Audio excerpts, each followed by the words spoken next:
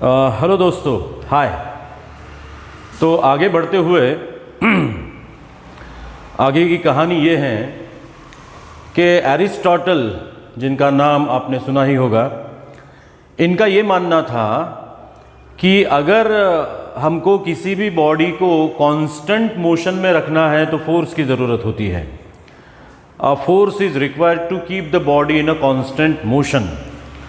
और ये जो धारणा थी ये लगभग 2000 या फिर 1900 सालों तक वैसे ही चलती आई और दुनिया ये मानती थी कि किसी भी बॉडी को कांस्टेंट मोशन में रखने के लिए फोर्स की ज़रूरत होती है। लेकिन जब गैलीलियो आए और उन्होंने कुछ एक्सपेरिमेंट्स के ऊपर से ये प्रूव कर दिया कि बॉडी को कांस्टेंट मोशन में रखने की ज़रूरत नहीं होती, वो तो बॉडी की अपनी एक टेंडेंसी होती है जिसकी वजह से बॉडी अगर कांस्टेंट मोशन में है, मतलब स्ट्रेट लाइन के अलॉन्ग अगर कांस्टेंट स्पीड से जा रही है तो स्ट्रेट लाइन के अलॉन्ग कांस्टेंट स्पीड से ही जाती रहेगी और इसके लिए किसी भी दूसरे फिजिकल क्वांटिटी की ज़रूरत नहीं है बॉडी को उस मोशन को कंटिन्यू करने के लिए। ऑफ कोर्स उन्होंने इनर्शिया का कॉन्सेप्ट इंट्रोड्यूस किया था और उन्होंने कहा था इनएनिमेटेड बॉडी के लिए, मतलब ऐसे बॉडी के लिए जो बॉडी अपने आप होकर हलचल नहीं करती, उन्होंने कहा था कि every body has a tendency to maintain the state of the rest और of uniform motion in a straight line and this tendency of the body is known as a inertia. तो कहने का मतलब कि बॉडी अगर steady है तो वो स्टेडी ही रहेगी, और बॉडी अगर कांस्टेंट मोशन में है, मतलब यूनिफॉर्म स्पीड से स्ट्रेट लाइन के अलॉन्ग अगर ट्रैवल कर रही है तो यूनिफॉर्म स्पीड से स्ट्रेट लाइन के अलॉन्ग ट्रैवल करती रहेगी। इसके लिए हमको किसी फोर्स की ज़रूरत नहीं होती है, वो तो बॉडी की टेंडेंसी होती है। मतलब स्टेडी अगर है तो स्टेडी ही रहेगी।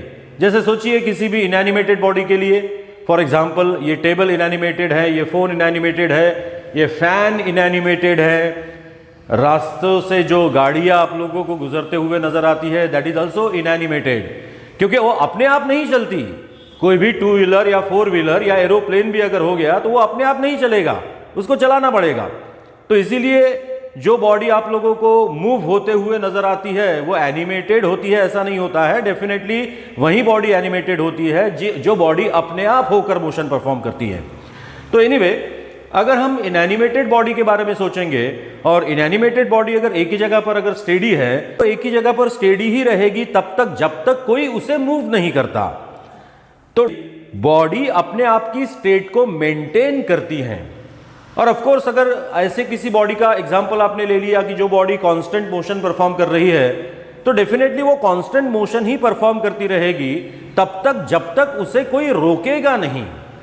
तो ये एरिस्टोटल का ये जो कहना था कि कांस्टेंट मोशन के लिए फोर्स की जरूरत होती है, ये यहां पर एक भ्रामक कल्पना, जिसे कि अंग्रेजी में फैलेसी कहते हैं, सिद्ध हुई। और फिर इसी के ऊपर से आगे जाकर न्यूटन, इन्होंने उनका अपना पहला लॉ स्टेट किया, जो था, आप भले बातें जानते होंगे, कि every body has a tendency to maintain the state of the rest और of uniform motion unless it is exerted or applied by some external unbalanced force।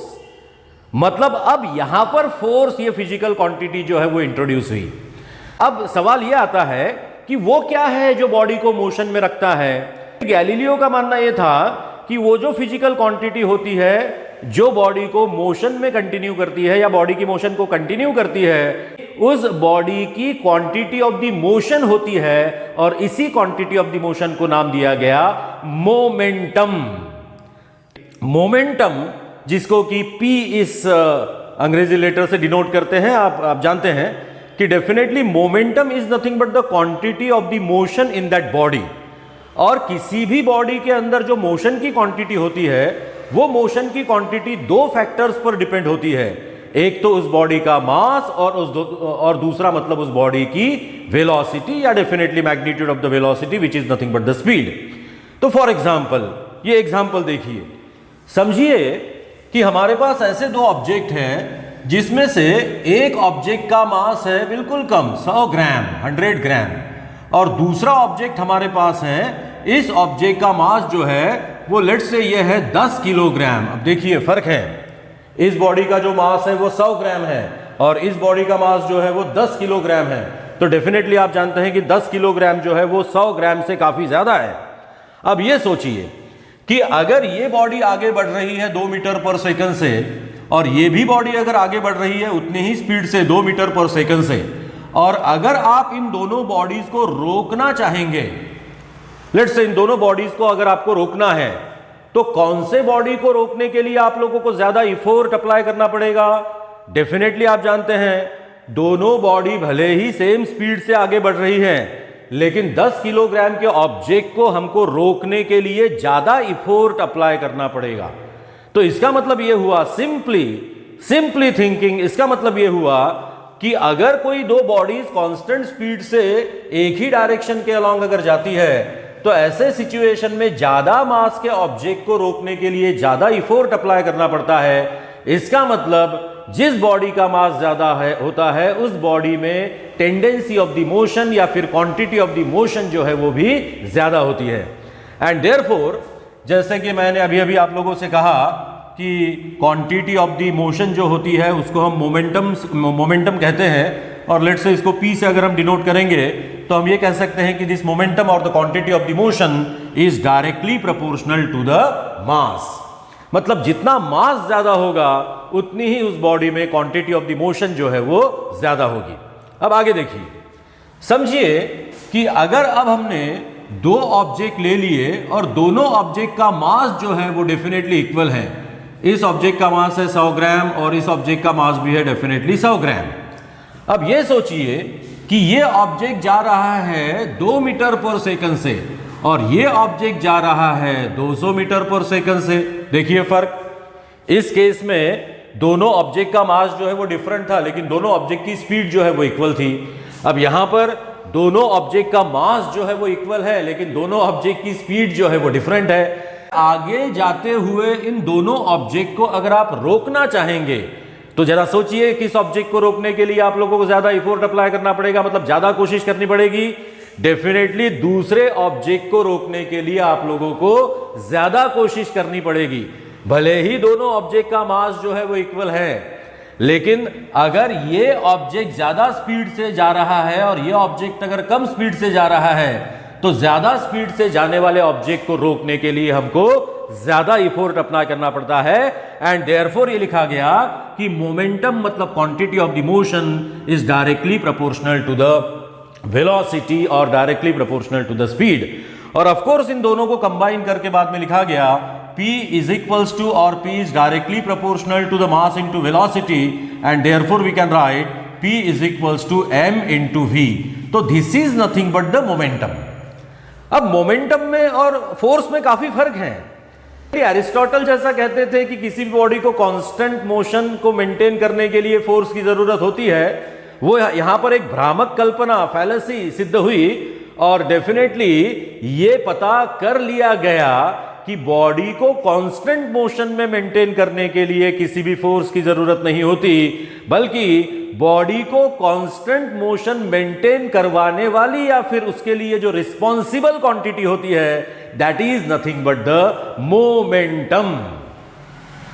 तो ऑफ कोर्स हम ये कह सकते हैं कि एरिस्टोटल जो कहते थे दैट वाज अ रॉन्ग। अब इसके बाद में जब न्यूटन ने फिर से इस कॉन्सेप्ट के ऊपर सोचा तो फिर वो ये सोचने लगे कि देखिए, science is nothing but the common sense at its best.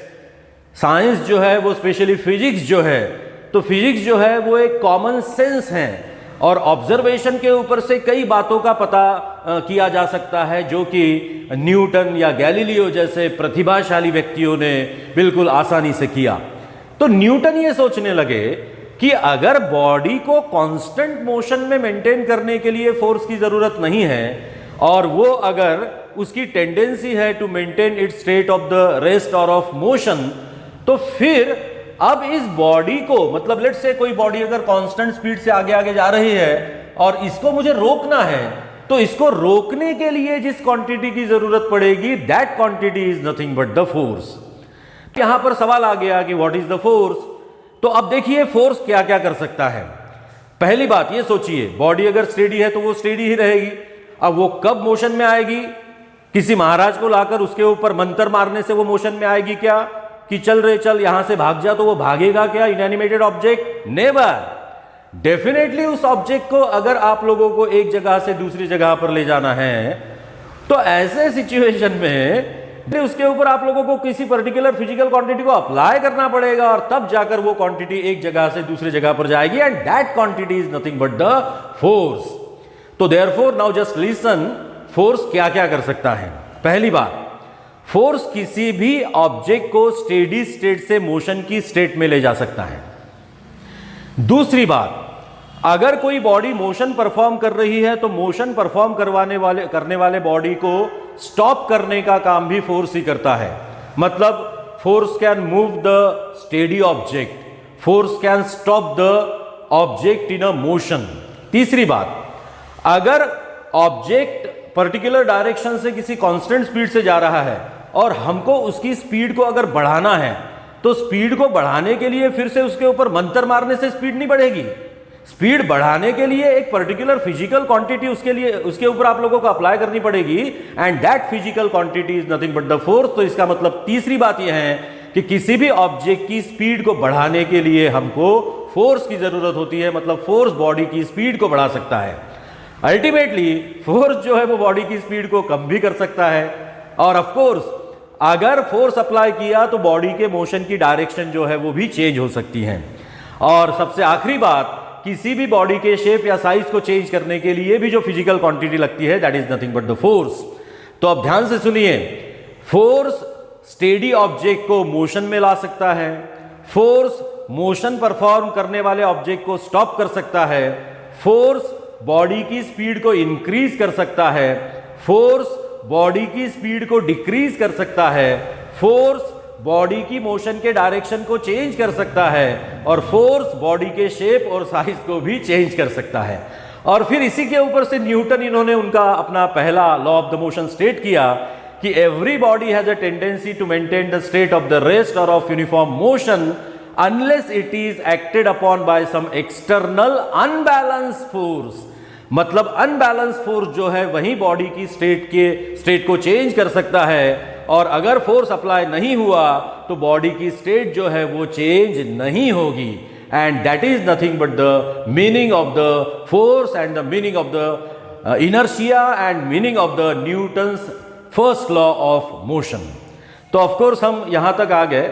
आज हमको जस्ट इस वीडियो में इतना ही सीखना है, लेकिन आगे जाकर अब ये और इंटरेस्टिंग होते चले जाएगा, और मैं तुम लोगों को ये बताने वाला हूं कि फोर्स एग्जैक्टली टेक्निकली मतलब फिजिक्स की लैंग्वेज में फोर्स क्या है, और उसी के साथ हम ये भी सीखने वाले हैं कि अगर हमको करना है, अगर हम क्रिकेट खेलते हैं और अगर हम फील्डिंग कर रहे हैं और अगर हमको बॉल को कैच करना है तो कैच करने के लिए हम बॉल को पकड़ के ऐसा नीचे खींचेंगे, बॉल को ऐसा ऊपर पुश नहीं करेंगे, क्योंकि बॉल को अगर हम ऊपर पुश करेंगे तो वो गेंद हमारे हाथों के ऊपर जोरों से लगती है।